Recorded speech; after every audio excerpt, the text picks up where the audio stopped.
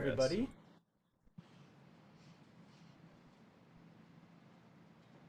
Welcome everybody to the inaugural Paint Bros live stream. We got Cynthia. We got Amanda Hancock. Thank you so much for coming by. Yeah, I appreciate it, guys, for sticking around through our technical difficulties. We literally were testing things a day or so ago. I don't think I made any changes, but obviously something goes wrong, and I could not hear Dan, but I think you guys could have. But that would have made for a really boring one-sided conversation. That's true. How is everybody today? Is everyone doing well? Bob Forst. Sounds good. We're gonna rely on you guys for some things. Yeah. How is our relative audio volume? Am I a little bit louder, or is Dan a little bit louder? If we're speaking, Dan, you can go ahead and say hi. How do I sound, guys? Do I sound sultry and silky? Does he sound sultry and silky? I think he does. I mean, it's bad enough that I've got this crazy deep voice. Dan could recite it's like a level above Barry White. Yeah, Dan could recite a macaroni and cheese box, and it would sound sultry and sexy. Not that bad. Both sound good. All right, blame it on the Hurricane Elsa. Yes. All right. So yeah, don't give me. Yeah, that's a whole other thing. Welcome to our inaugural episode. We are the Paint Bros. Paint Bros. Tony Moy and myself, Daniel Govar. We thought we would start off the episode by introducing ourselves a little bit, but we wanted to do it while we painted something that you guys actually told us what to paint. Yeah. So any suggestions on what we should paint for the first 30 minutes of the episode? We will both paint whatever it is live. I'm going to get rid of Batman for a second. Slide this guy over here. And we are now taking requests for whatever it is. Yeah. Bring it on. Very sultry. Equal volume. Good. There's a lot of planning into this. There's a lot of planning so we can have all these mistakes. You know what? Anything that can go wrong will. It's It's hilarious. We tested this like 5 times and it was fine. Yeah. And then the day of course. The one thing that never went wrong before goes wrong. All right. So out there on the chat world, throw out some concepts, genres, characters, whatever. We're gonna start off all of our streams with about a half hour to 40 minutes worth of just live sketching and studies and things like that while we chat about things. Yeah.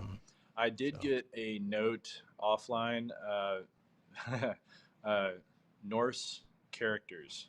Oh, all right. Well, with the Loki thing, with the Loki stuff, that it seems appropriate. And if we don't have any response, we'll do something there. With that, if we don't hear anything different. Going once. Anyone out there?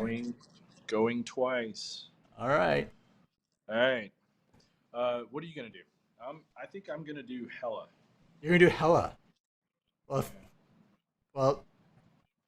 if you're gonna do Hela, I can't remember the last time I drew Hela. I think the appropriate response to Hela is Heimdall. Oh, there you go. That's a good one.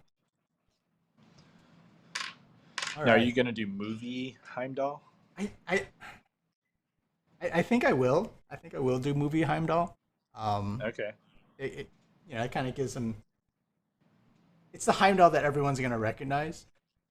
And we talked about essentially auctioning off these pieces that we do in the beginning, correct? So I think I'm going to do a. I don't think I'm going to do the movie version. Not that, you know, I love Kate Blanchett, so anything she does is amazing. But Are you going to do the I comic think I want. version? Yeah, I think I am. Like, I kind of really dug the comic version. Yeah. I'm just. She has like a few different costumes that I thought were cool, Mm. which are all pretty close to what they did in the film. But yeah. Um, all right. I think I'm gonna do All right. classic. So I thought we would open up this episode by telling a little bit about ourselves and kind of our background. Um, do you want to go first, Tony, or do you want me to? Sure. I can go first. My name is Tony Moy. Uh, I am the I am a watercolorist of the comics. I am the least classically trained artist, officially. I think I can put out there. No, I don't know about that. um, my my schooling was in the STEM area. I was biology, and prior to prior to my career as an artist, I was in web development, from anywhere from programming to design and things like that. But in, I've always, ever since I picked up sort of my first comic in high school, I always just started like drawing and sketching, and I always thought that art would just be a good side hobby, or you know, um, not even a side hustle, just kind of like a little hobby that you had. And my entire goal when I first started was was just to have fun, was just to fill sketchbooks and things like that. So the fact that I can call myself a professional artist now is, if I went back and told, younger Tony that, he'd be surprised. But I've been doing Be conventions, like, what? and yeah, he'd be like, "What? What are you really? You're not a doctor?"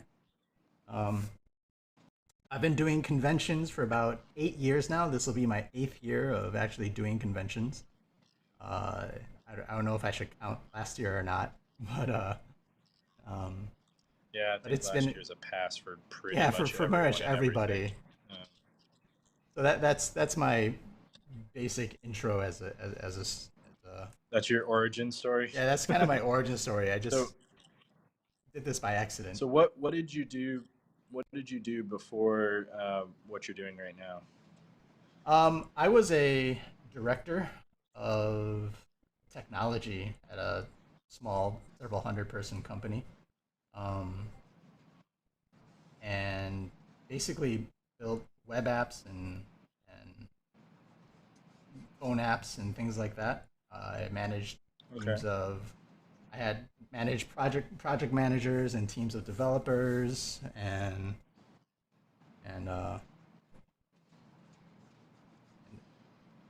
and yeah, my day was spent in offices and meetings and cubicles, um, doing Super fun, reviews. right?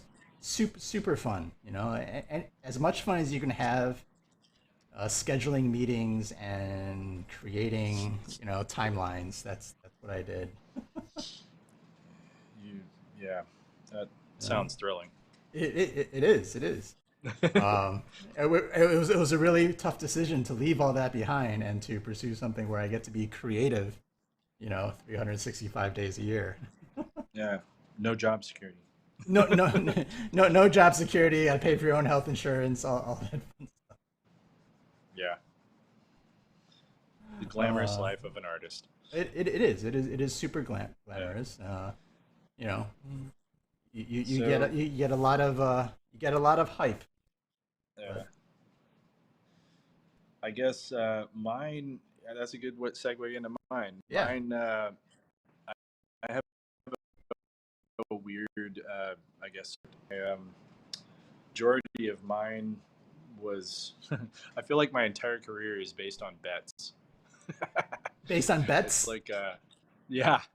I was just thinking about it the other day. So I have this one friend who has literally pushed me inadvertently in every career choice that I've made. Sean Monahan, if you're out there and listening right now, Damn you. my entire life is bizarrely on things that you dared me to do. And he's a coworker of mine and a buddy that I've had since forever. I was in his wedding, and I think I actually introduced him to his wife. Actually, now that I think about it, Mm-hmm. and he, when I worked at a private school in Baltimore, developing software for children, Calvert School. I used to do that for a while. He sent me a link to the Sci-Fi Channel website, and they had an open call for submissions for content.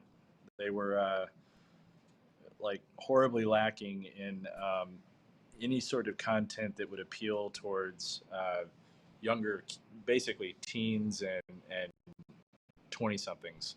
They were actually after most of their content that they were airing currently was stuff specifically designed for it was like nostalgia, Battlestar, stuff like that. They really only appealed to an older audience. Mm-hmm. They were looking for content that was more geared towards a younger crowd. So they wanted to develop new stuff, and they were looking for anybody that wanted to submit an idea. They were openly trying to find stuff, and he shot me the link, and he was like, "I'll bet you could probably put something together for this. I mean, you do literally, it's all you do here is come to life." And I was developing stuff for like ancient Greece and astronomy and things for elementary education. Right. And I ended up submitting an idea for a 12 episode animation called Eclipse, and they loved it. They were like, "We're gonna totally send you all the money for every episode up front," which kind of threw me off. I was like, "That's a lot of money up front." They're like, "Yeah, but here's the deal. On top of that, we're gonna hire, like, give us a like who's who of actors that you would want, because we have actors that come into our studio all the time to record little snippets, and if there is a particular actor that you want for one of the roles, like, let us know and we might be able to make that happen." I was like, What? "Okay, this is way too cool." So that was my first foray into animation. I have a degree in imaging and digital art. I should probably say that up front. So I actually studied animation. I studied interactive media. I studied 3D development and all sorts of, soft image, 3D Studio Max, Maya, things like that at the time. Wow. And that was my background was already kind of in that world. Animation was something that I toyed with like some video work, some 3D work, but never 2D. I'd done real loose 2D stuff, like rotoscoping and stuff like that. So I started doing animation for a while for them. It was successful enough that they asked for a second season. And then they ended up almost immediately putting my second season on hold because a popular goth musician / director named Voltaire, who some of you may know, had a property called Chichon that he was licensing and wanted to find animators to work on. So I ended up shifting over to a new animated series called Chichon. Oh, wow. And did that with him for another season or two. And that became so popular that it won tons of awards. And yeah. Wow. So you are an award-winning artist already. You're from your very first gig. I am. Well, it was my second gig. Second gig. Awards. My first one actually did win awards, but it was like, web awards. Oh, yeah. I don't even know if I really want to call that I mean, it was okay, but the Silver Horizon Award, if anyone's in web knows exactly. It's like a Webby or something like that. And then there was so I did that for a while, and then after that, I ended up doing one of the clients. Like I was doing lots of stuff for like Nike and all sorts of different things on the side. And that was, I was a freelance illustrator and animator, and I quit my day job at the Calvert School doing educational stuff before then. And one of my clients was a media firm outside of DC, and they were like, we've hired you to do tons of our projects. We kind of want you to just come on board full time because, and we'd just give you a salary. That way, we're literally not paying you for every single project that we do with you. Mm-hmm. And it was a pretty sweet gig. It benefits and everything. And I was like, okay, I think I'm at that point in my life. And I did that for a while, and a while being like 10 years, long Mm-hmm. enough that, I reached a point where I was doing a lot of covers and stuff like that on the side for different things, and book covers primarily. And then, and that was kind of my only outlet for illustration work. Mm. Yeah, I didn't really have any other outlet. And then after that, I ended up Sean Monahan, that dude, That dude, that like, infamous yeah, dude. seriously, Sean the dude, uh, sent me a link to. He's like, "Have you seen this?" And it was the um, Zuda competition for DC Comics. Now, I had never made a comic before. I should probably say that up front. Um, like, literally, I was a total noob. Never done a comic. Loved comics. So, Collected but comics. do you draw like comic characters for fun and stuff like that around this time, or no? Not really. Not a No. lot. Most of the time, at this point, no. I was definitely not. Mm. I was enough to be dangerous. Let's put it that way. Um, like I was like, yeah, Wolverine's cool. That was pretty much it. I just didn't. I wasn't really. That wasn't my path at the time. And he sent me that link, and he was like, I'll bet you could win this. That was his thing. He does this every time. And I put together a pitch and everything, and it took me a while to put one together because I kind of had to research how to make a comic. Mm-hmm. And I was a total noob. I didn't use Comic Sans or anything like that for my text, but it was pretty close to that. I was making like really rookie mistakes, and even yeah.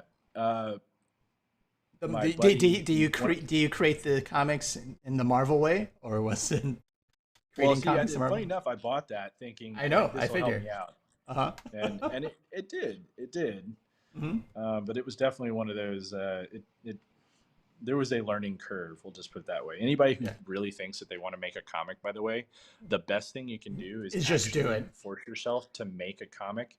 It is really hard, Yeah. especially when you have to do all the pieces that go into making a comic. Uh huh. Um, it's literally the Lettering. advice I give anybody that wants to make one. I'm like, dude, just make one and Have then you see if tried? you actually want to really do it. Yeah. It usually deters almost everybody to ever wanting to do comics. The So coloring, making the I submitted, panels.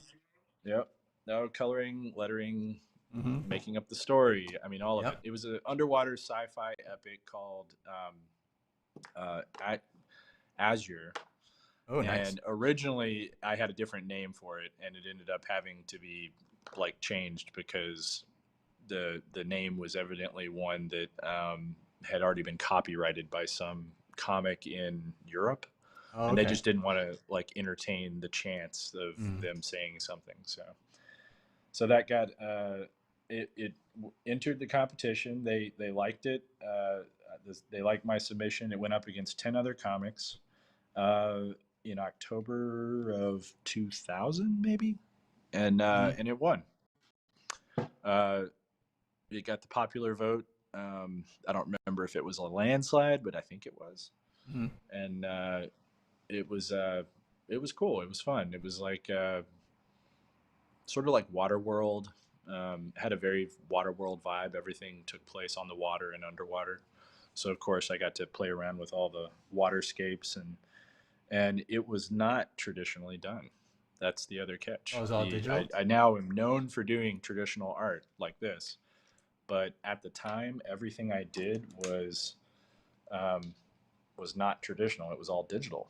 Oh, I drew wow. everything in Photoshop, uh, and was kind of known for my Photoshop work. Um, and yeah, the rest they say is history. From that point on, I started getting people asking me for comic work and comic stuff, and Mm-hmm. that was kind of where everything took off. My first my first comic that I tried to do, you were speaking of doing comics, was actually I was in college, and Yeah. I decided to do exactly what you said. Like, well, if I want to do comics, I need some experience, and I should just make one. And so at the Yeah. time, I took my one of my favorite books, fantasy books. I took R.A. Salvatore's Homeland, the Uh, beginning of the Driss book, and I decided, you know what, I don't have a writer that I can riff off of, and I didn't really feel like a writer at the time, so I just took that book and I just went through it, and I did the first couple of chapters, and I just went through like, oh, okay, I'm going to do this scene, I'm going to do this scene, I got to do this, and I just used his words, and I created a comic, 22 pages of like the yeah. first couple of chapters of that book, and everything exactly as you said. Like, give it a shot, you'll learn like, oh, I have to make every panel. I have to measure the panels apart, the straight lines and word balloons and fonts and text, sound effects, Yeah. all those lovely things. That was my first like comic, and I went to Kinko's to get it printed. Oh, I remember doing Kinkos Right? for getting my books and prints done. I was just like, oh my god. Now, anytime someone's like, "Oh, I can get it scanned in at Kinkos," I'm like, Like, please no. You might as no. well take a photo because it'll actually be better. Yeah. Um, so yeah, Uh, that was yeah. But it's interesting that we both were basically creative directors at media firms for a while. yeah. Um, I, I mean, we I, developed apps. We did pretty much the same thing for a while, and yeah. I oversaw other artists. Before I ended up saying parting ways with them, and I still do, funny enough, projects that are hilariously comic related with them. Oh yeah. Yeah, Yeah. That was I I spent so much time in like in that world, and for me at that time, drawing and sketching was just a way to detach from being in front of a computer screen the entire time. Um, because you're sitting there, you're doing emails, you're just staring at web designs and code and programming language. I was just staring at it like 10 hours a day, 12 hours a day, um, and then I would stop before heading home if it was too much traffic. I'd just go to a coffee shop and yeah. grab my sketchbook and you know just draw. And when I first started too, same kind of similar. You went digital, but like I was just black and white. Um, Oh wow. I was legit scared. Anyone who did anything in color, I was in awe of. I was like, I'm Huh. just an artist that sees the world in black and white. One of these angsty things, grayscale and black and white and lines and edges. I couldn't even. I didn't understand this concept of like drawing shapes. It was all cross Oh. hatching. It was all Huh. like edges and cross hatching, and like spotting your blacks um was as crazy as I got in terms of like using shapes. So for those that don't know, Hela and a lot of the stuff in the Marvel universe centered around the Asgardian sort of mythology and everything is very. It's inspired by what's his face, or it's all done by who is it? Kirby that did it. Yeah, Um, I think so. yeah. So all of his stuff has like there's high design on all of his on all of the costumes and Yeah. everything, and they tried to tie a lot of that in. If anyone else and who's watching like has any questions, you can always either put them in the chat, or if you're watching this afterwards, feel free to put it in the comments, and then we'll always get back to that, or we'll make an entire episode out of it. Um, but Tana says, I also play the piano quite masterfully. Okay, thank you. And Cynthia actually knows of Voltaire. I do not, but she does. Oh, Voltaire is huge in the goth world. Voltaire is kind of a god. Yeah. I'm not even exaggerating. I have a lot of very funny experiences with him. And every time we ended up running into each other, I'm like, oh man, I kind of want to go out for drinks with you but every time I do, I get into so much trouble. It's not worth it. Um, One of those yeah. stories, huh? Not safe for YouTube. Oh man. Definitely not safe for YouTube. Not safe for a lot of things. Uh, Not safe for social yeah, media. he's a ton of fun. Um, So, so when was your first convention? Like, what made you decide to do a convention? what made me decide to Yeah. Well, do a yeah. all right, so Or how did the that way that I process? started off, are we gonna go through that now? Okay. We So this could, was unless you actually have more to the say. point of our, no, I don't, so it's all good.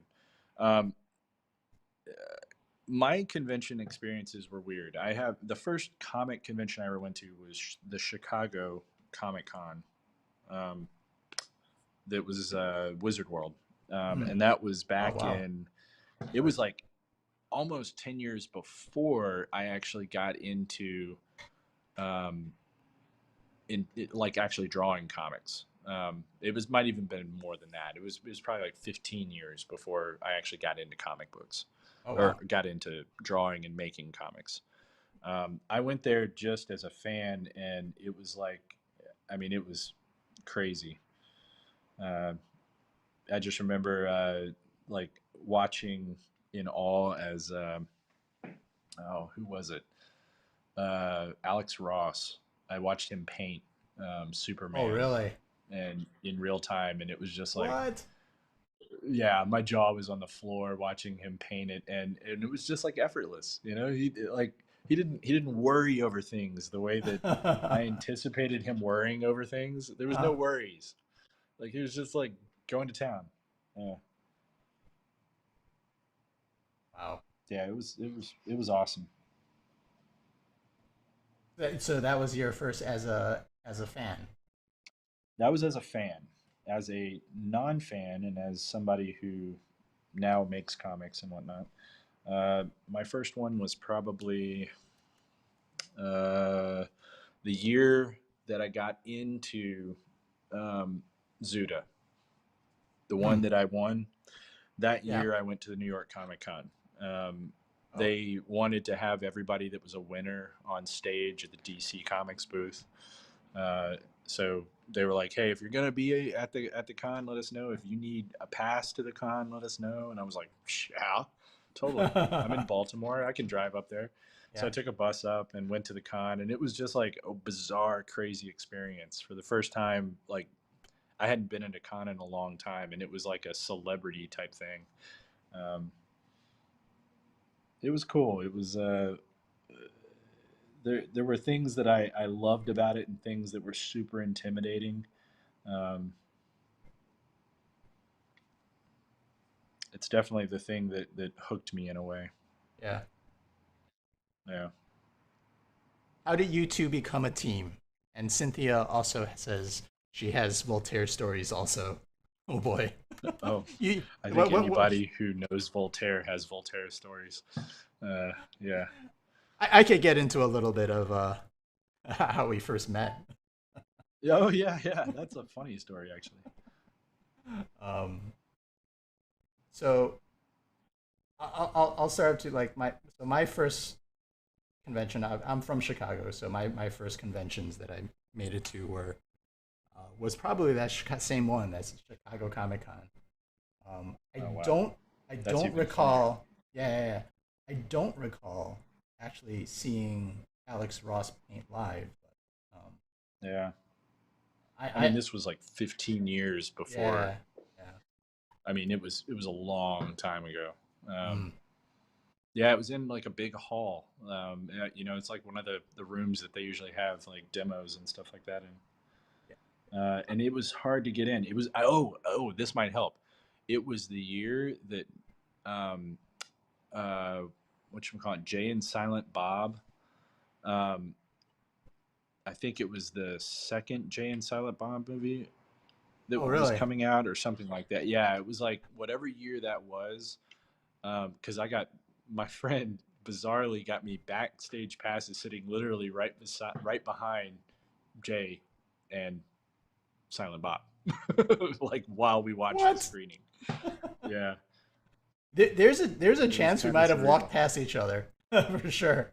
because that was a Yeah, I local mean, it one, was and I really, went really cool. there. I went there like every year for a while as a fan.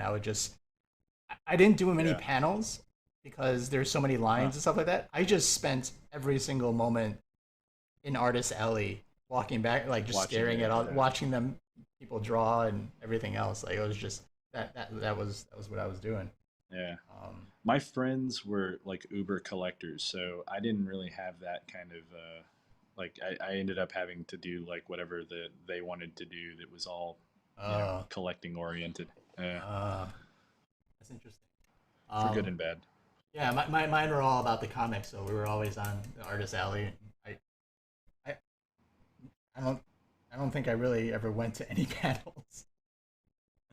Um, Yeah, the only one I mean the Alex Ross one was the only one I wanted to do that I was yeah. just like I'm really kind of interested in seeing what it's like and of course my friends bailed on me. They were like, yeah, yeah, that's all you, buddy. Um, Alex who? Um, yeah, literally they were just like that. Watching someone draw seems really boring.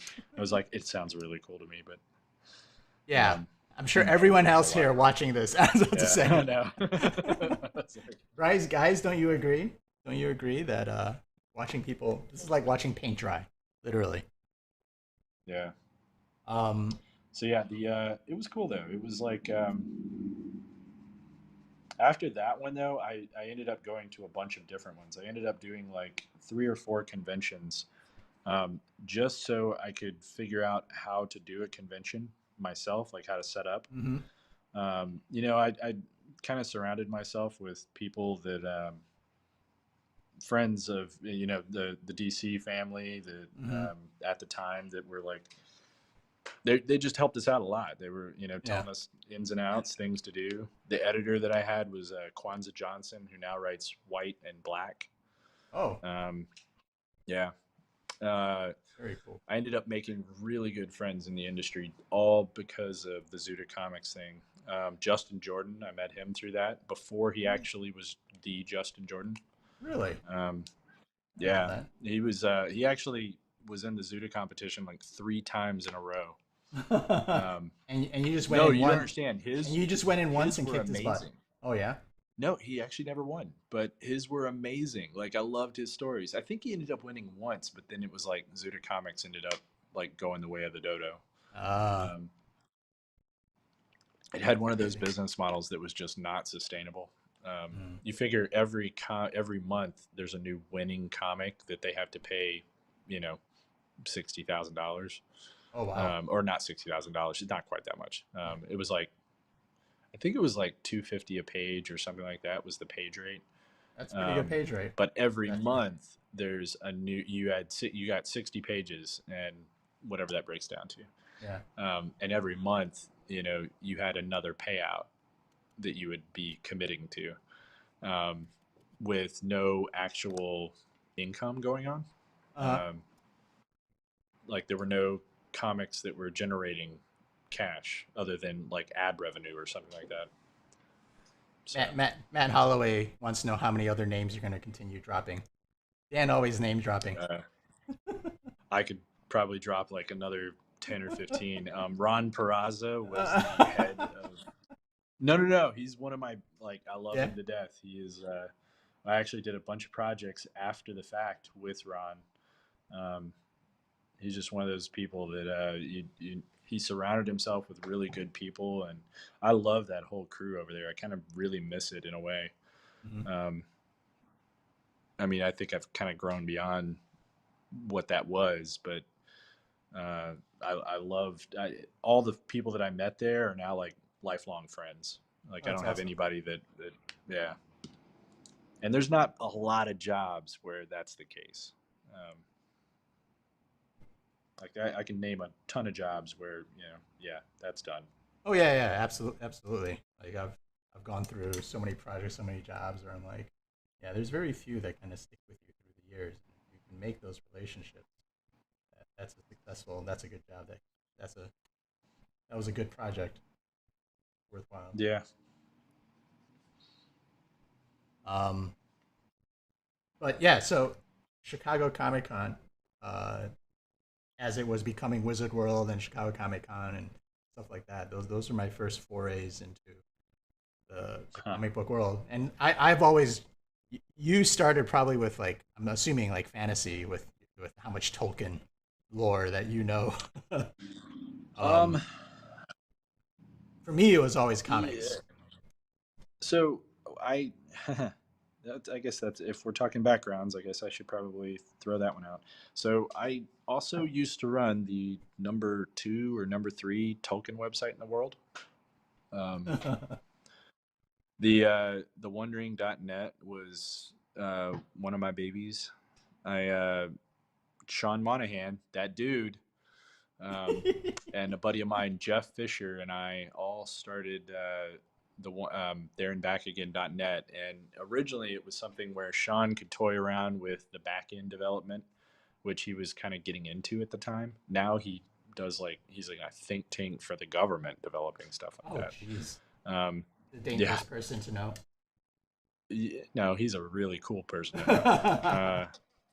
And then and Jeff was like a front end guy, but he's really design oriented. But beyond that, he was a professional illustrator. Um, and Jeff Jeff and I had a big passion for Tolkien, and so did Sean. And we were like, you know what, let's make our own site. We never saw a website that really illustrated everything Mhm. that Tolkien sort of wrote about. So we attempted to illustrate everything in Middle Earth, Wow, that's nuts. and I do mean everything. We had this huge interactive, it was literally a book that would turn pages. It was all in Flash, Ah, which is Flash, love hilarious Flash. to talk That's about now. I made so Um, much money. but literally, you would tap the corner and it would turn the page, or you could Ah. look up via an index by tabbing on the tabs off to the side of the book, and then go to races, lore.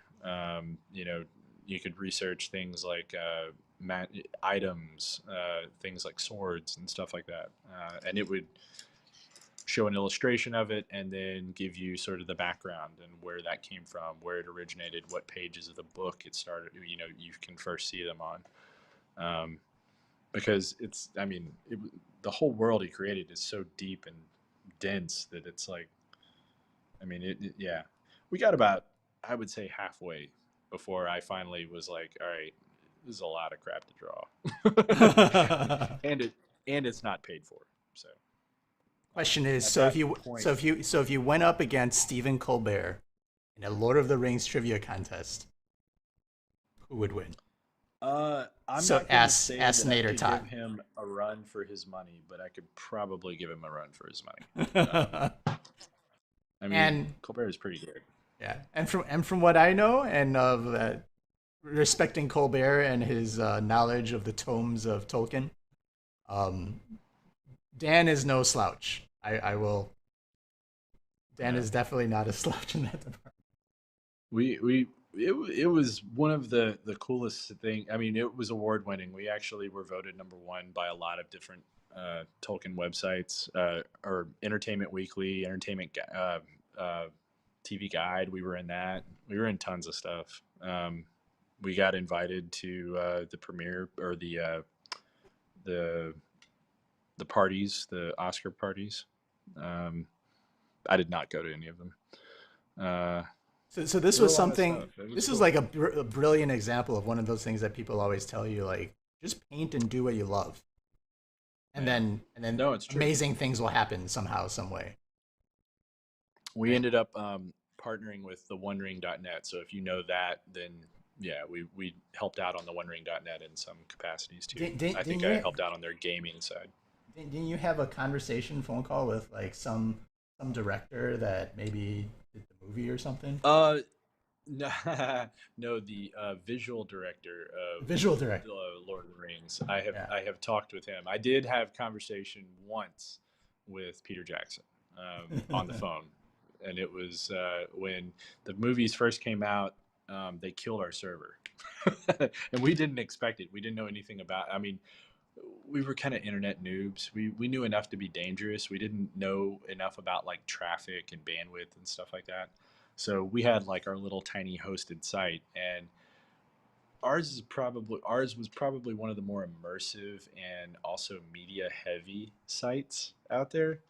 So as soon as the film started, we started getting like like our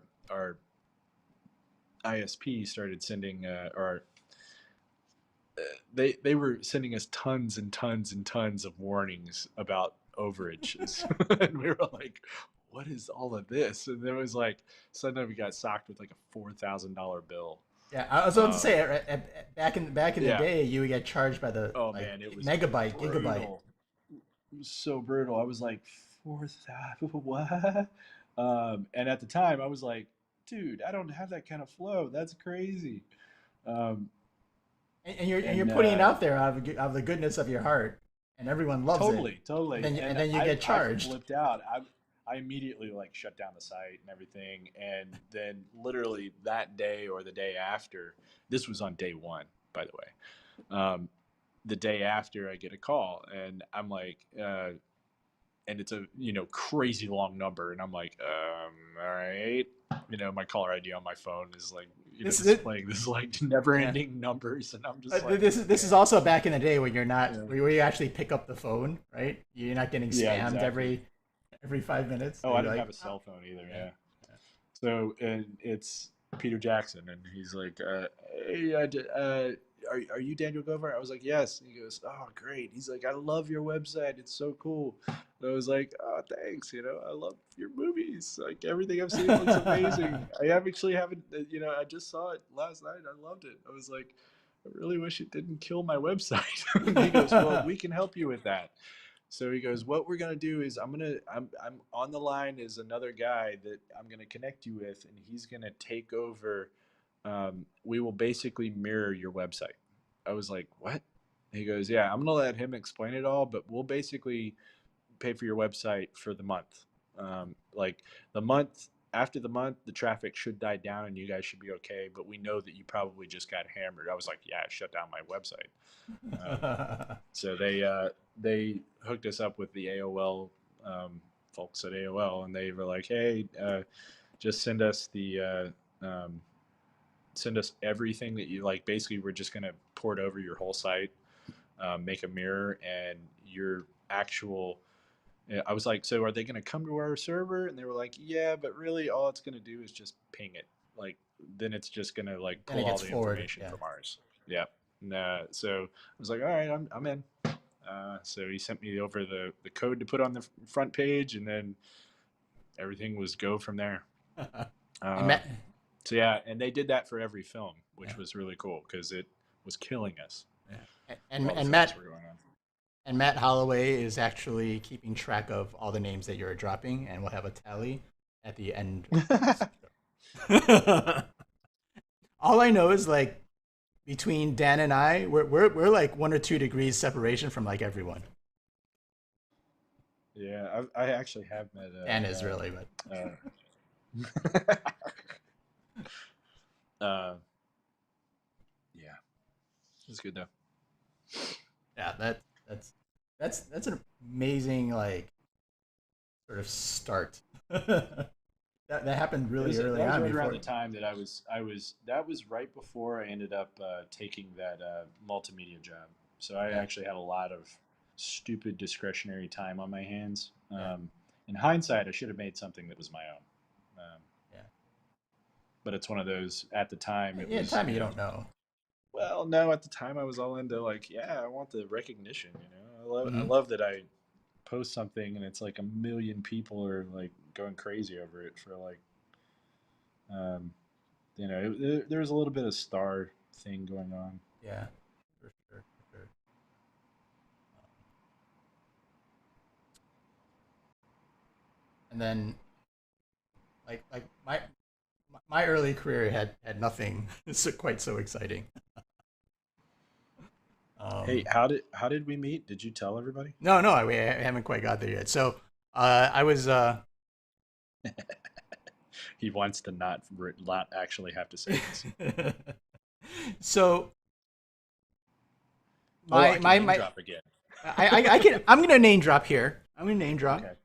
So the year before I actually started doing conventions, um, I tried to put together a website called Comics Pipeline. What was it called? Comics Pipeline. Oh my gosh, never heard about this. Yes, it was it was trying the whole goal was to try to help creators monetize the creation process. So it was kind of like Patreon before Patreon, right? Huh. So the ability to share, but I made it too specific, and it was just focusing on like the comics 'cause that's what I knew. I was like, it takes 4 to 6 months as you're working on these things before you even hit the shelves and see any money or get paid or anything else like that. Yeah, you're like, they're gonna go broke. Yeah, they're gonna go broke. How is that a feasible thing? So we created. And now you know. Yeah, and now I know. And so I had, in that process of trying to do it, I had reached out and made friends with a lot of artists. Ben Templesmith, Tyler. That's how I know Tyler Kirkham, Huh. and quite a few others. Murat Michaels, I think, was part of the first one.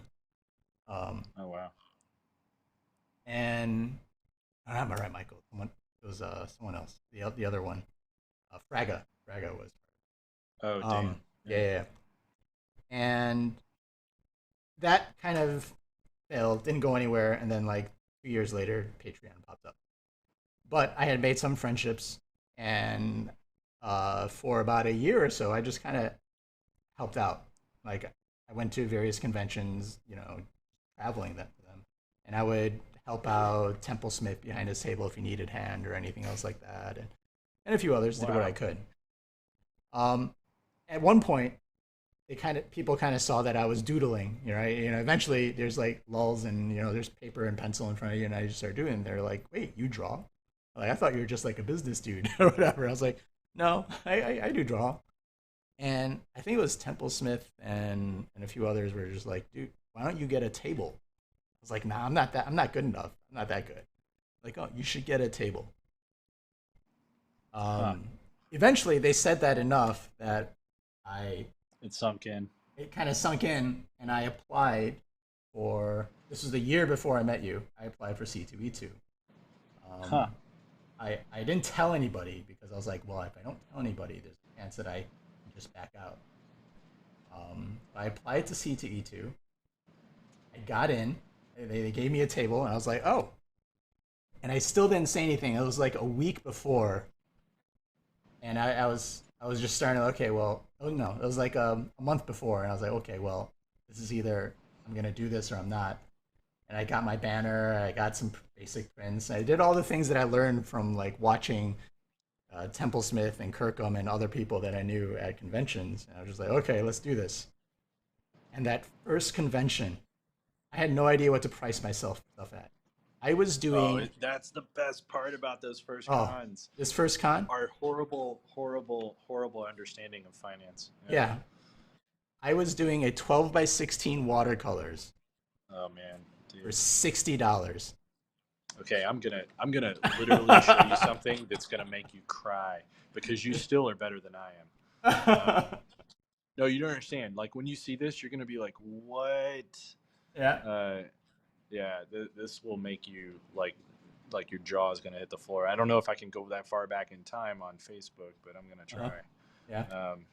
It will be disturbing on an epic level. Okay, when you find it, let me know. I'll just continue. Yeah. No, keep talking. Yeah. So I did 12 by 16 watercolors for like $60, and I thought that was a lot, and I was like, okay. And I had my costs. I remember my costs being like total cost of the table and banners and everything else came out to just under $1,000. Oh boy! All right. And at the end of the convention, I walked away with $1,100, and I felt like a god. I was like, people like my artwork. It's funny how that first time you make money selling your art is kind of like it always is life changing. I don't care how much it is, like $50 or $40 or $10, and you're just like, I can do this. Yeah, it's validation. That's what it is. It's the fact that someone would come up to my table, look at my stuff, like, oh, you're doing commissions, and I was like, yeah, like how much? Well, $60, 40, and 20, and they're like done. I'm like, what? Yeah. Oh, Who are the two guys who did uh, Teenage Mutant Ninja Turtles? This is how terrible I am. Eastman and Laird. yeah, Eastman Kevin Miller. Eastman. Yeah. So Kevin Eastman, I'm sitting here, and this was a charity thing. The first San Diego Comic Con I went to, Huh? that's mine right there, and that one is Kevin Eastman. So the whole time I'm sitting there drawing and everything, there's this dude that's like crouched down below me, right at my crotch, and it's this guy, and I'm like, what is this guy doing? And he keeps chatting, and there's like people egging him on the whole time, and I'm like, and that's my butt. Yeah, he's literally right, like, and I'm trying to work around him and everything, and I was Uh-huh. just like, I feel like I should pay you first or something, like buy you a drink or something. Like, come on. And like, this is all for some charity thing, and like as I'm walking away, everybody's like, dude, it looked like you were doing something there to Kevin Eastman, and I was like, who? I was just not even. I was so oblivious as to who people were and what they were. Oh, I was like, yeah, he's oh, the creator of absolutely. Teenage Mutant Ninja Turtles. Yeah. Yeah, that was one of my first cons. I Yeah, can this is recognize people by their art, but I was horrible at like figuring out yeah. who people actually were. This is before his art was art. Yeah. he was in the middle of making it art. there's Okay, I am almost at the my first con stuff. Oh my gosh, look at this. This is one of my first cons. Okay, look at this. Look at this baby right here. That's me. Hi there. How are you doing? Oh yeah, nice. Uh, and then let's see if I have I know I have one on the table here somewhere. A price list, and it's going to be the scariest thing you've ever seen. Yeah. $20. I have lots of these. Me working. But you started off doing Copic, right? Marker sketches? Yeah, these are all Copic marker and ink. I didn't do watercolor yet. I wasn't Yeah. quite there. Yeah. I did do watercolor, but it was only for like clouds and sky and stuff like that. Mm-hmm. I was kind of dumb, and I don't mean that in a anybody that does that is dumb. I mean, like, I really didn't know what I was doing. I was kind of like looking what other people were doing and then doing that, Mm-hmm. and that is to you can learn that way, but the best way is to kind of play around with everything and figure out Right. what's right for you, not Right. just copying what other people are doing, Oh, for sure. because everything will look just like everybody else's, and it's going to be very hard to stand out in the sea of artists that you will be Oh yeah. paired up with. Okay, what's that? But after that first convention, I was like, I can make money. Um, Yep. my entire my goal with conventions, I was like, okay, well, let me try to do this again. First time was luck, right? Let me try to do this again, and did another Chicago one, made some money. Went to, and I traveled to Baltimore Comic Con, did okay there. And my entire goal when I first started was basically, if I could just have a hobby that pays for itself, if I could just sell a couple of things a year and I can just buy art supplies without worrying about things because it pays for itself, like that is my entire goal. Like if I hit that, I will be happy. There's me signing at the DC Comics booth. Nice. That was my comic, and I think I'm doing sketches for people at the time. Uh, and here, oh, yeah, this is when this was the other time I had long hair. San Diego Comic Con. Oh yeah, Yeah, dude, that looks just like you're here right now. pretty much. Yeah, I'm kind of going back to that, deranged surfer look. Um, and this is for any of those who don't know what signing at a DC Comics booth is like. It's pretty much like this. That's me in the foreground with a sea of other artists that are all there, and then there's like an assembly line of people that you can't see Mm-hmm. that are over here that are just waiting to get your signature, and they don't even know who you are. Yeah, I was about to say At they this don't point, even. they didn't even know who we were, but They're just like, you're here. in, I'm just gonna get your autograph. yeah. In San Diego, it doesn't matter. And then here is going to be the worst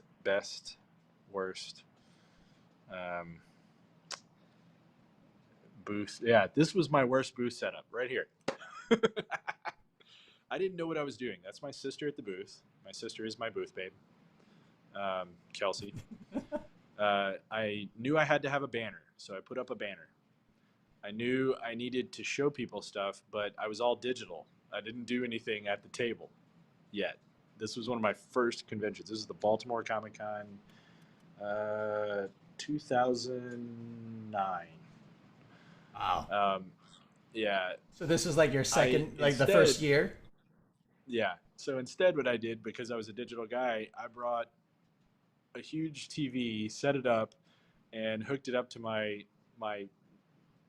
Mac, or what is that? Wacom? It's a Dell at the time. Yeah. No, that's a Dell. Oh, your laptop. And then basically was live drawing pages, like pages of the comic that no one knew about.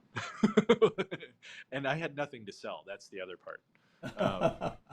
Like literally nothing to sell. I didn't know anything about what I was doing. It was humbling and horrible at the same time. Oh, so you made nothing at your first convention that you were. I literally made nothing. Yeah. So for multiple years, I did San Diego. I did it for about 10 years in a row. Signed a bunch of autographs. Yep. Came back with Met nothing. tons of people. Tons of people. Like, I'm going to name drop again. There's me and Kevin Sorbo at a sci-fi party, actually, funny enough. There's me and Cliff Broadway, who, if you know the OneRing.net, he's actually in every Lord of the Rings movie. And he's also the guy behind, one of the guys behind the OneRing.net. He's also an amazing friend of mine. Good buddy.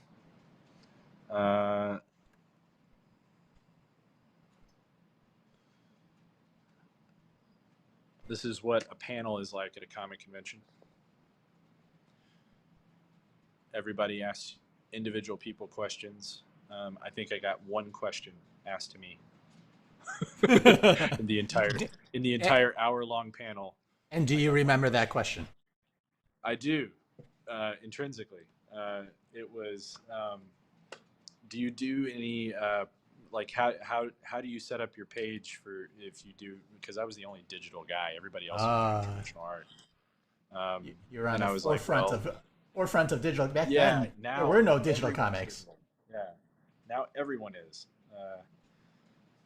So yeah, they asked me how I set up everything, and the way I set up everything is I was like, yeah, I actually build models for like some of the more complex scenes so that I can then move my camera around and see exactly what that angle would look like from that point of view.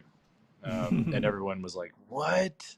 I think that was the general consensus. Now people do that all the time in comics. Right. Oh yeah, you just in fact, if you work on a Marvel comic, for instance, they will actually send you blueprints of the X Mansion, or not blueprints, but like a wireframe of the X Mansion for things like SketchUp and stuff like that. The Avengers Mansion, things like that, and you can, or Avengers headquarters, and then that way, what you can just pull it up and use that to figure out perspectives and sometimes even export line art that you can work from. They do make it easier for people. Yeah, that's one of the things where, and we'll probably talk about this on another stream, but the use of reference. Sometimes people. Oh, reference is a whole issue. Yeah. People think that as you get better, your necessity for reference decreases. Yeah. But I should also mention that we are now 1 hour. We are at the 1 hour mark. Oh, nice. So much for a half hour sketch. Yeah, I know, and I'm like nowhere on this one for some reason. I'm usually much further ahead. You are. I've Well, talked a lot and not. I will continue talking about my first uh, Yeah. first convention. So I made it through that, and then um, the next year. So this is like the How I Met Your Mother version of How I Met Dan. So, This is actually this is a very funny story. so my second C2E2 Chicago Comic Convention. Um, I happened in it was probably like 7 or 8 years ago now. I don't remember the exact year, but It was like I April though. it was about to say it was about April 26th. It was the end of April, and I know this very well because that year there was the allergen count of Chicago was quite high. It was spring, flowers were blooming, allergies, all those pollen was abound. And if you don't know me, this about me, now you do. My spring and fall season allergies is something to behold sometimes if it catches me off guard. And that year it did. And if this happened anywhere close to this pandemic, if this happens again, like people, they would just, Oh man. Yeah. they would just They kick would me ask out. you to leave. Yeah, they would just kick me Yeah. out of the convention center. Yeah, you would I have never been able to. I They would happened. never have let you. No, they wouldn't. I happened to have a table right next to Dan. So whatever it was me, it was Dan, it was who's next to you? What's his name? Oh shoot. Addy Art, Granoff. Eddie Granoff. Let's go ahead and let's go Drawn ahead and name drop him again. I can't even name drop correctly. Like Dan's really good at it. I couldn't even remember. I Yeah. remember the art. I was Addy, like, oh, Addy and his guy who did lovely Iron wife, Man. Yeah, But and they were amazing to sit next to you. yeah, And then there's Tony. and then there's Tony, Dan. Then there's me. who was dying I next to me. my I mean, nose. dying. My nose was a faucet. No matter how often I like blew my nose or tried to like not breathe through my nose, it would just drip. I was sneezing. I was, Tony was it literally the guy that you wanted I was to patient inch as zero. far away from as possible. Yeah, You were like, I mean, it was atrocious. It I was like, patient zero. God. I was, and at that time earlier in my in my conventions, I had picked up a little thing from Templesmith. Templesmith always dresses in a suit, so I never took it that far. But I tried to dress a little bit professional. I had the button up or whatever else. But other than that, I was out of every orifice, something was blowing. Leaking. Yeah, something was leaking. And I tried talking to Dan because he was like, "Oh, there's a water person doing watercolors next to me." Right? Yeah. We're Oh, trying. yeah, that's the other thing. So, Addie, myself, and Tony were all doing watercolor at the time. Every Yeah. single one of us. And back then, it was so we really were- rare. It was really rare to see Yeah. other people do watercolor. And we were all dropping like, oh, that's how you approach it. Yeah. Oh. Yeah. It was. I bought an Addie Granoff that show. I didn't even want to go up to him. I love his artwork, and I would totally fanboy if I could. But I was in no mood. I was in. Yeah. I was trying to And talk it's to sad 'cause people. He's incredibly personable too. Thanks. So for some reason, I remember actually like sneaking peeks and watching Dan work and like trying to do some small talk and stuff like that. And Dan was just trying to inch away from me.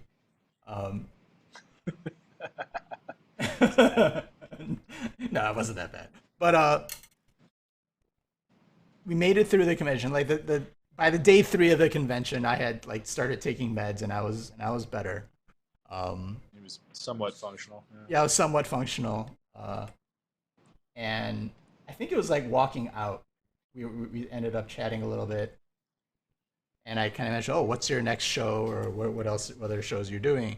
And it was going to be Heroes Con was the next show that Dan was doing that I was also going to be at. And that was your first Heroes, wasn't it? And that was my first hero. So whenever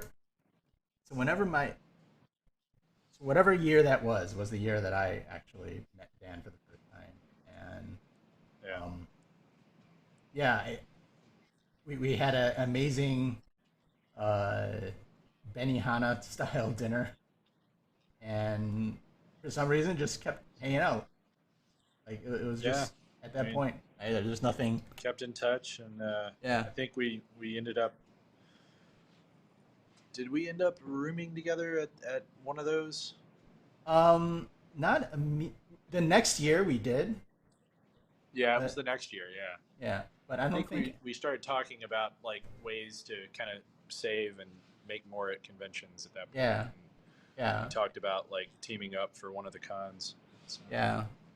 Uh, so, so that was our origin story together. yeah, Yeah. yeah. What are some of the worst things you've ever done like at a convention? Like the things that you're just like, I can't believe I did that.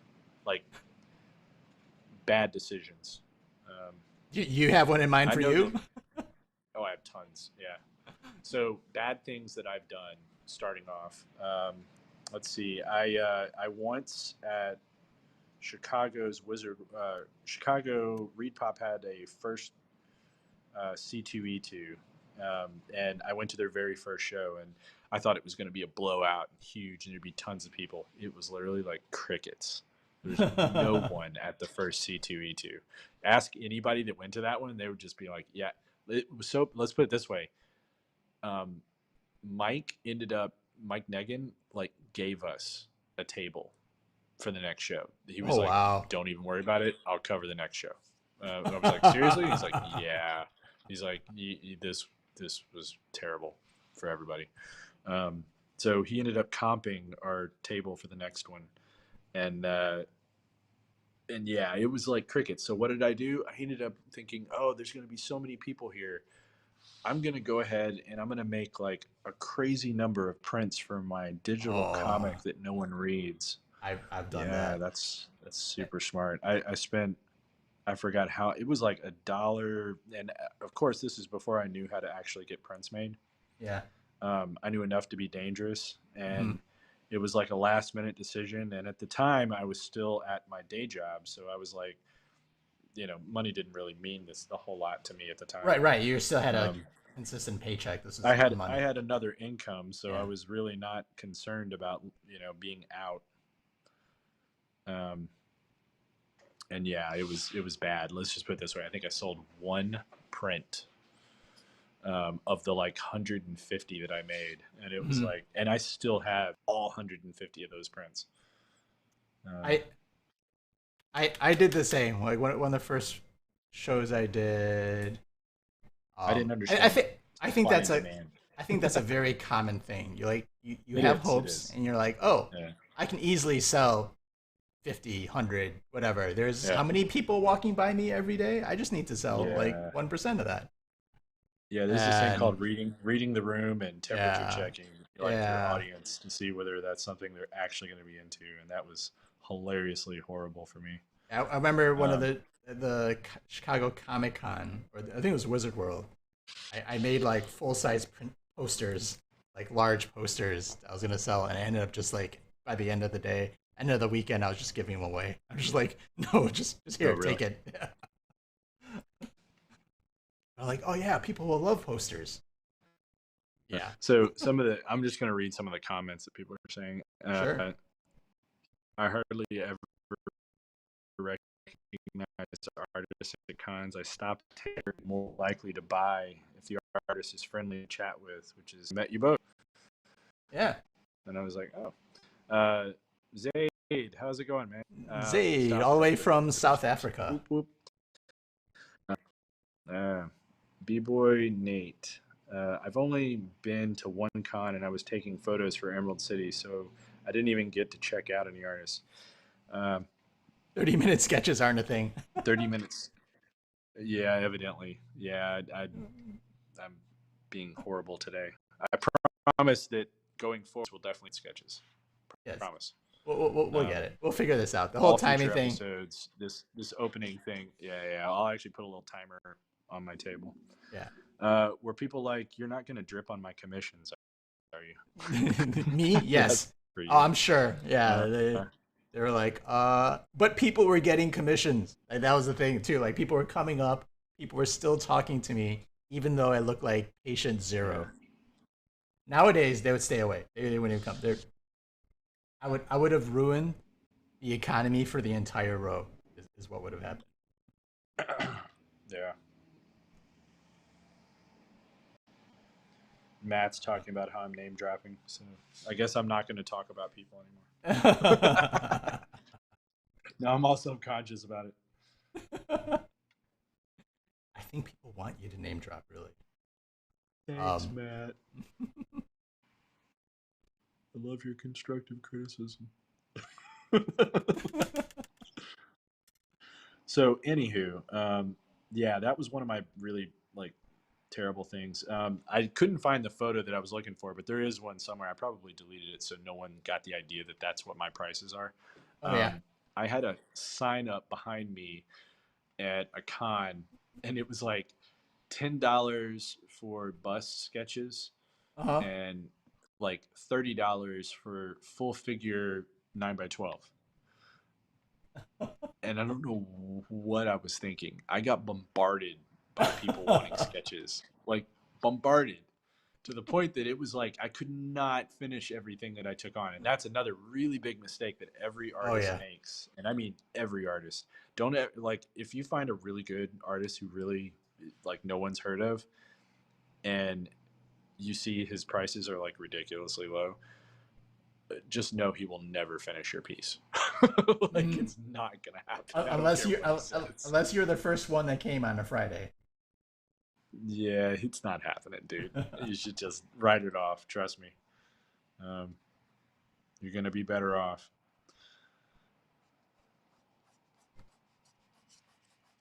I just realized that Hela's costume Mm-hmm.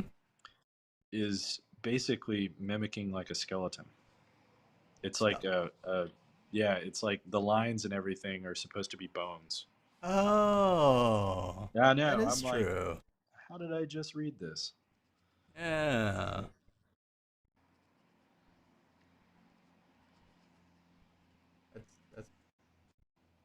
That's so now you're gonna see Dan in like commission finishing mode as he tries to finish this up.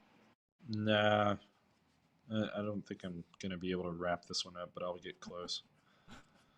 So Um, so we are coming close to let's what we started at um 3:15. All yeah, right, let's say 3:20. We'll say around 3:20. Most of these streams that we're going to be doing are going to be approximately 90 minutes or so. yeah, Is they're the gonna be goal. about an hour and a half. So this one might go a little longer, but not much. Yeah, yeah. Um, But this is one of the things that we want to try to do, and we'll get better at doing these warm up sketches and yeah, stuff like that. And we might going. choose better subject matter to make it easier to finish, like choosing North myth, like Hela and her headdress and sort of the intricate armor that I'm trying to do. Yeah. um, was it was probably gonna be a challenge. Are we gonna auction these off? Are we gonna post these? Probably. Yeah, Yeah, we'll probably auction these off on that auction site that we've been playing around on. yeah. So stay tuned, and these will all get auctioned off, and everything will go to right now the get Tony to Tampa, and Yeah. we'll try to do a stream where the next stream where Dan and I are actually in the same room. So we'll figure Yep. that out. Next one. So here's the funny part. Today, I didn't even tell you about this. Right before we went on, um, for those that don't know, I live in Florida, and the entire time we've been streaming, it's been pouring down rain here. Um, we are supposed to get a. I live in right outside of Tampa, and we're actually going to be getting a hurricane. And Tony is supposed to arrive Yeah, here. Was tonight, supposed to arrive here at right midnight after this. tonight. I was supposed to leave Right after after this this, stream. you I were was gonna supposed to get ready. leave, Yeah, at like and an his hour. flight was canceled this morning. Yeah. So now he's going to arrive tomorrow. And but right before the stream, I did like a little check around the house to see what needed to be done, any sort of batten down the hatches and so forth. And we have a tree that has, if anyone knows what a cherry loyal is, they grow like weeds and like big really fast. Like you can have an entire tree in a year, and not just like a little tree, but like a over your house tree in 1 year. And Wow. this one we let go a little bit, but on top of that, it just this tree grew up over the last 2 years on this corner of the house that it's I just don't go over there. Um, and I was like, oh my gosh, we got to cut this tree down. This tree is literally the one that's going to fall on the house. I was like, this one right here is the one that's going to happen. The last hurricane we had a tree just like it. The top of it was twisted off by a mini tornado that spun out from the hurricane, and Woo. that happens pretty regularly. They're usually not anything dangerous or bad, and it literally just took the top of the tree right off. Um, it was twisted and in the yard, politely set right next to the tree, like, here, I killed your tree. Um, and this one was going to do the same thing. So I was chainsawing a tree right up until 20 minutes before we decided to go live. Yeah, and I was trying to find a backup flight earlier this morning too. I was like, all the flights are canceled. What's going on? Yeah, it was. It was It's honestly this one is super not going to hectic be moment. much. Yeah, this one is actually like, I mean, I've been in very very very bad ones. Mhm. I've been in 5 hurricanes now, Yeah. and the one that we're about to have is honestly pretty much nothing. They're being very cautious, but I'm not worried at all. Gotcha. Well, then It's neither am just I. it's a very low, like the wind and the amount of water and everything is not even going to touch us.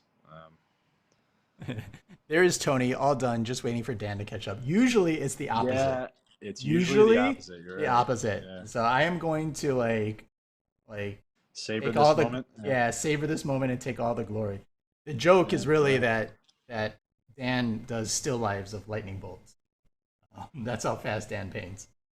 Uh, Yeah, this is I talked too much this episode. I've seen him paint.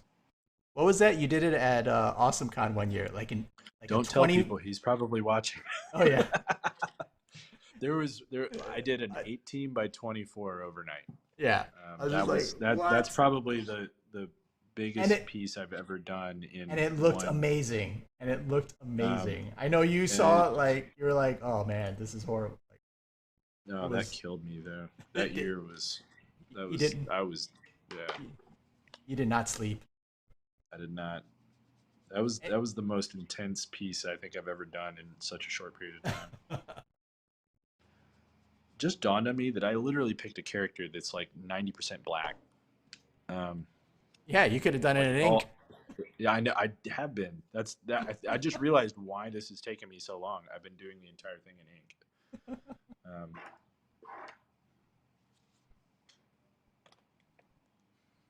Tony's like, I'm gonna paint a background. It's just I'm just pointing shapes down. Like I just more color. Uh, but this will be good practice for getting into convention shape. It's been a Oh, while, I know. right? What's Yeah, what's your first convention?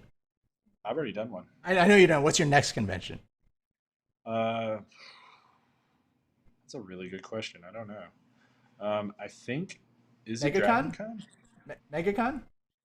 Is it MegaCon or DragonCon? No, no, Uh, no, no, no, no. Yours is no, awesome. no, you're right. I think it is MegaCon. Yeah, Yeah. yeah, I think you're right. It's either MegaCon or AwesomeCon. When is AwesomeCon?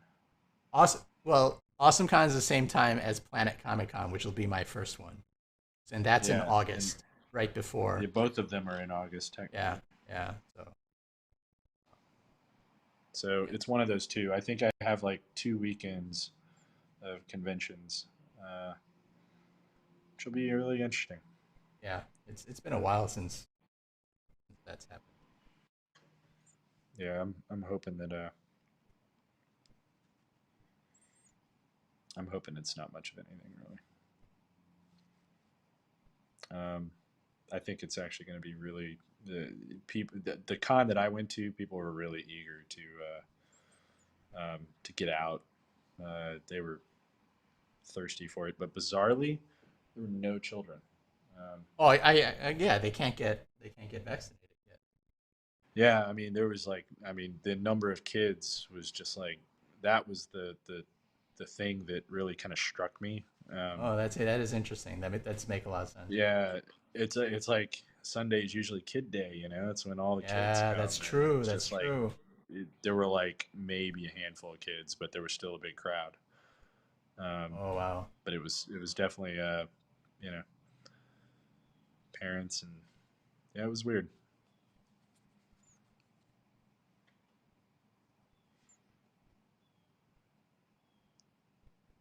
So what do you guys think? This the first Paint Bros live stream show. Tell us what you think in the Our comments. Tell us what you think in the chat. yeah, our next So episode will probably be something. Do you think we should do something dealing with tools of the trade and actual techniques and stuff like that, or more should about the it be talking business. about creativity? Um, workflow creativity. I know we got some notes about that last time. To do quick stuff, you should try limiting your watercolor palette to materials, like only 2 brushes, 3 colors. That's generally what we try to do. But Yeah, I'm literally using 3 colors. I'm It's keeping mine just within the everything palette. is yeah. Do you feel awkward when people are recording you at cons, acting like they're filming some action? Not really. Yeah, you quickly learn to like accept all that, all the extra attention, people talking. If you can't handle people coming up to you and randomly talking to you while you try to be creative, then Yeah, conventions aren't that's really kind of a for you. given. um, Probably not. yeah, but it is weird at first. So Tony, you're not coming to AwesomeCon. I got booked. No, I got booked for both of them, and I had to make a choice. Um, you got relatives down there too, though, right? yeah, and so my brother lives in St. Louis, not too far from Kansas City. And so I'm gonna drive to Kansas City, and he's gonna have I will have a new nephew or niece. They're not telling us which, who is going to be Yeah, you can't born. miss that. Yeah, who's going to be Yeah. born in August as well. So uh, If there's it was anything that the last year has taught us, you can't miss that yeah, stuff. yeah. So unfortunately, even though I think I would have more fun at AwesomeCon than Planet Comic Con, Yeah. Dan will be there, so you should go bug Dan. Um, but yeah, am I doing New York City Comic Con this year? I will be doing New York City Comic Con this year. I was just looking up the other day about lodging and trying to figure out some logistics for New York Comic And Con. normally that con would be one that Tony and I do, and Yeah, we usually crash together. yeah, But this year I am not doing New York yeah. Um, uh, for various reasons. yeah. I will probably go to New York City Comic Con. Seems like the vaccines are working well enough to be less nervous, but we'll wear my mask so I don't have to smile at people. Yes, yes. That'll be the one part where you like kind of um like the whole 6 feet away thing. You're kind of going in like now I'm going into buying groceries and the person behind me in line is like kind of right next to me. I'm just like 6 feet away, dude. Yeah, this uh, is going to be a real shock to you when you come down here because yeah, Florida is like, Florida gives, I don't know. It's not that they don't believe it's a thing because literally everybody down here has lost somebody at some point. they just don't Um, care. no, they're they're they're done not living their lives. Mm. They've most of the people that I'm not going to say Florida is where people go to pass away, but um, a lot of people are they're further on in their lives and they just want to kind of live their remaining Mm, years. mm, So gotcha. their attitude towards the pandemic is very different than up north. Yeah, I can see that. Yeah, it'll be a little bit of a culture shock. Like even I think in the past year and a half, I've probably eaten out at a restaurant twice. Oh wow. Yeah, I've gotten things to go and takeaways of it, but actually eating at a restaurant, I think I've only done it. Oh, huh. So Well, we don't really. I mean, I don't really go out to restaurants too much. I cook a lot. yeah, Um, I'm probably not going to cook a whole lot when you're down here, though. yeah. So follow us on like Instagram. There's the link up on our YouTube channel that you can follow to our link fire that has both Dan and my social media. So you can always follow us there. Yeah. There'll probably be lots of this week in particular. There'll probably be lots of like goofy stories and images and whatnot that'll be on the social media. So I follow will. us I will post my finished Hela there. um, for reals. My Yeah. pen died too. Oh Top no, well off. Yeah. I haven't eaten a restaurant yet Trying to either. It'll be a big step for me. baby And steps. yeah, Baby steps. yes. But I will be in Baltimore Comic Con, which is near Awesome Con, near DC, not too far away. And that's in October. So I'll be doing a post that'll have all the shows that I'll be going to this year. I figure I am as safe as I possibly can be. I've Yeah. recovered. I've recovered from COVID. I've gotten my vaccination shots. Um, there's really nothing more I can Well, at least you know you can survive it, do. Yes. right? Yeah. Oh, it was. There is that added. Yeah. Yeah, I don't know. I'm kind of. I'm definitely at the point where I need a conventions. I'm I was missing them until that first one, and it felt like going home again. What did it? I imagine. I imagine that's what it might feel like. Oh, yeah, you'll see. Yeah. The crazy part is going to be like one of the big ones. Like, I'm really eager to see what Dragon Con is gonna be like. yeah, that Dragon Con is like it's just run differently. So I'm really kind Yeah. of like, huh, I don't know how that one's going to work out. I think Dragon Con.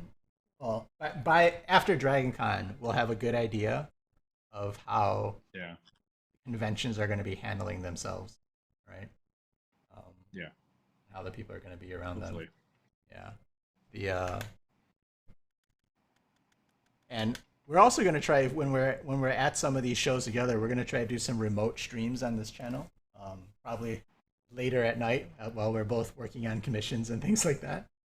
So some of these streams will be uh, the timing of these streams will be flexible, but we'll definitely be announcing them as we Yeah, solidify weeks that we're not at conventions. Conventions will obviously throw off things, but we do have a kind of soft goal that we kind of set to ourselves was 52 episodes in 52 weeks. So yeah, we will um, definitely do that. some weeks we might double up. So stay tuned. Yeah, some weeks are going to be um, very different than others. Mhm. We might even have guests. We talked about how if we ever get to the point that one of us has like an engagement we can't get out of Yeah. or something that precludes us from being here, we'll make sure that we have a guest lined up. So there'll be, we have, I'm not going to name drop anybody from that, but so anywho, just saying, we know a lot of people, art folks that are buddies, Creative and folks. yeah, lots of Yeah. creative folks. And we think it'd be And like a different maybe a different way to do questions and interviews because they'll get to like sketch and Totally. draw with us, as opposed to just Exactly. being a talking head, and it'll be fun. It'll be fun that way. And we're used to doing that at conventions with a lot of Yeah, these people. Like, I yeah. mean, we, but I'm not going to name drop anybody. No, of course not. What we do, Yeah. what we do. Once you start traveling to conventions all over the U.S. and the world, you start seeing faces. Are you triggered, Dan? Am I what? Matt Holloway says, "Are you triggered with all your fear of name dropping now?" Nah, not really. Um, honestly, I'm really just beat. Today Yeah, killed me, yeah. dude. Tree people, people who do tree services, like, ugh, can never do that. Day in and day Killing a out. tree was very hard today.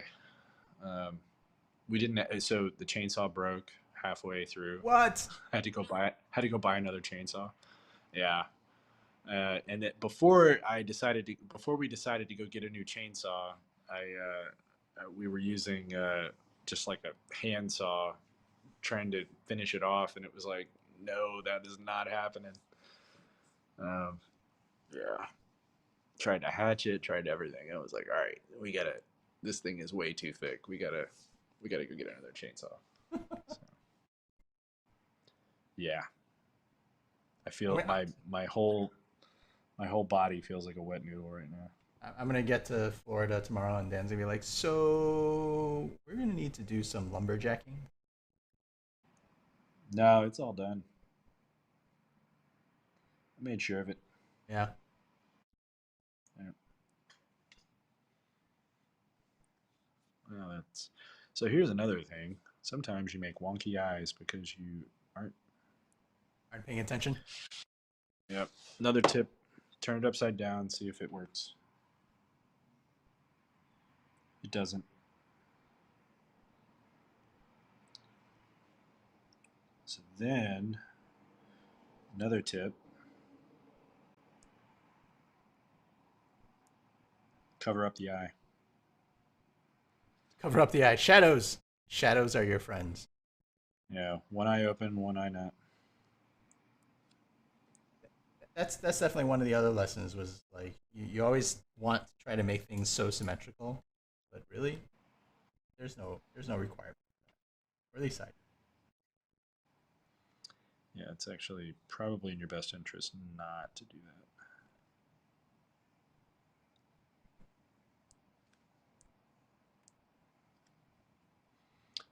If you turn it upside down while you work on it, though, it's a lot easier to tell what's symmetrical and what isn't. Um, it's like looking at it from a different perspective. Okay. The question is Chicago or New York pizza? Oh, is that really a question? I mean, Yeah. come on. Never, never Chicago. Chicago pizza uh, is terrible. what? It's not Oh, that bad. it's like it's like pizza soup. It's not really pizza. Pizza Um, soup, pizza pie. Um, yeah. but I do enjoy even in Chicago. Chicago pizza is like you get it once in a while. Uh, Yeah, because I otherwise you'll have a coronary. yeah, yeah. You can't do it like an every week thing. Like New York is pretty good. New York is pretty good. Um, oh, one of the things I did want to do and mention to people here, uh, the subject for for our next stream's sort of painting, like 30-minute painting challenge. Yeah, and it will be 30 minutes this time, I 30 promise. minutes. I'll try to And set this up time I a really mean timer. it. Yeah. Um, we're gonna take some uh, we're gonna take some ideas from you near the end of this stream, and then we'll create a poll and we'll put it on our social media, and then you guys and other people can sort of vote on what we will attempt to draw. But you guys, if you come and visit our stream and you stick around to the end, get to kind of choose the options. So if you guys want to throw out, for those of you who have stuck around, and we're totally appreciative of it, if you guys want to throw out some ideas or concepts for our next painting, for our next stream, feel free to drop that in the chat, and I'll make sure to create a little poll for us to do that. What's worse, wonky eyes or wonky legs? You saying my legs are off? Wonky eyes or wonky legs? I would say wonky eyes. I was about to say, always, yeah. The eyes are always what you focus on. So a lot of people, like a lot of artists will do eyes first, specifically because if you mess up the eyes, like you can just like abandon the piece. Yeah, you can hide the legs behind rocks and stones, or you do the Liefeld, just hide it in smoke. Just not draw them. Yeah, there are ways to fix that and address it if your legs are too wonky, but you can overwork, especially with watercolor if you're using pen and ink. Like if those eyes are wrong, like you might have gone past the point of no return. Bob Forrest picks Tolkien. Gee. So we have the TVA from Loki. Tony's kill me with the Tolkien stuff. We have the TVA from the Loki series. Could be fun. Yeah, it's not bad. Wait, so like a random character or like TVA is pretty broad. Like a TVA agent, I would do the clock.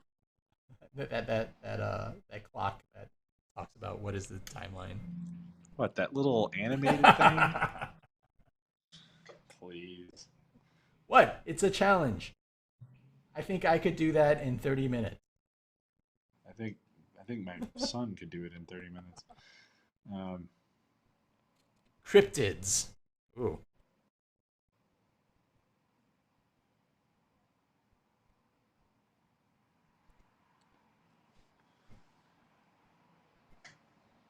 Bigfoot, Yeti. What's the Australian ones? A bunyip. Oh, with bunyips. Yeah. Yeah. All right, I like that. That's a nice one. Cryptids. Miss Minutes. I know, right? I could totally do Miss Minutes in a half hour.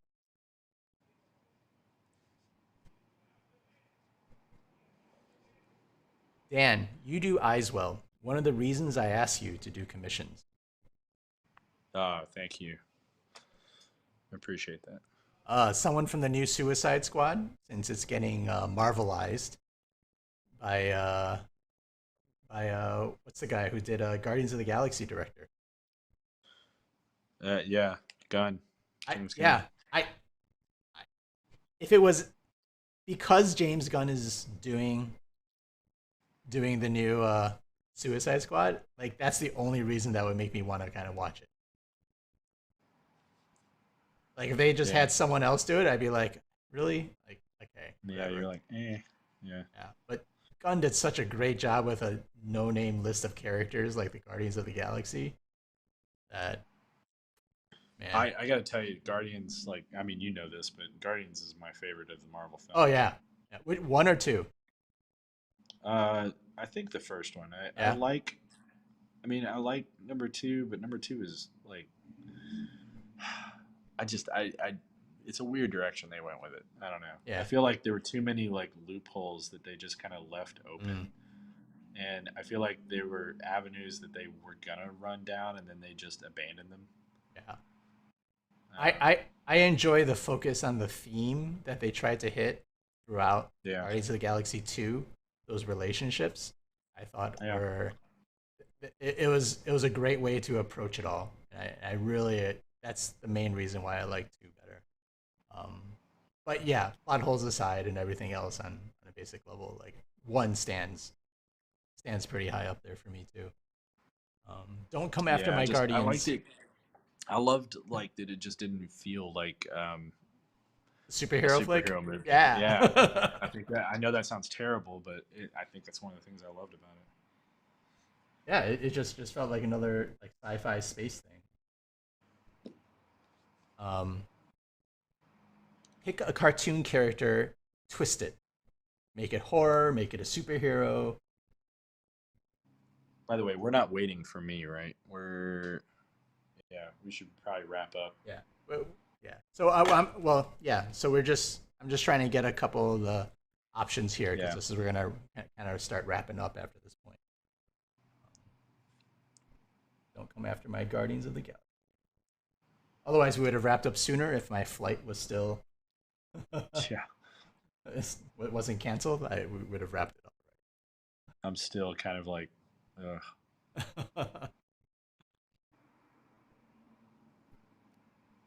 I think we got some good ones. TVA, Tolkien, Cryptids, Suicide Squad. Cool. I'm down with all those. Yeah, so we'll create a little A voting thing. yeah, a little poll somewhere, link to that, and you guys Tolkien's get to gonna choose. win. Tolkien's probably gonna win. Yeah. And Dan's like, yeah, I could do that. I could do a Tolkien piece in 30 minutes. The real trout is like what to do. That's the Yeah, hard part. yeah. All right. So We once don't again, have a cool sign off yet. we don't have a cool sign off yet. Yeah. Help us figure one out. Yeah, stay frosty. Yeah. Draw every day. Chill out. Remember the happy trees. So Not the poor ones in Canada. yeah.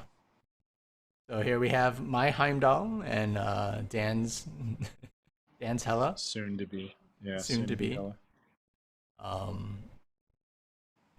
Thank you everybody for joining us on our very first Paint Bros live stream. We're gonna try to do this again in a week, or maybe we'll try to do this sooner than that, depending on how we can work out this remote streaming process. At the very least, we will definitely, we will have to do. We'll be doing once a week. Yeah. On Fridays. I think the time is probably going to be a little different.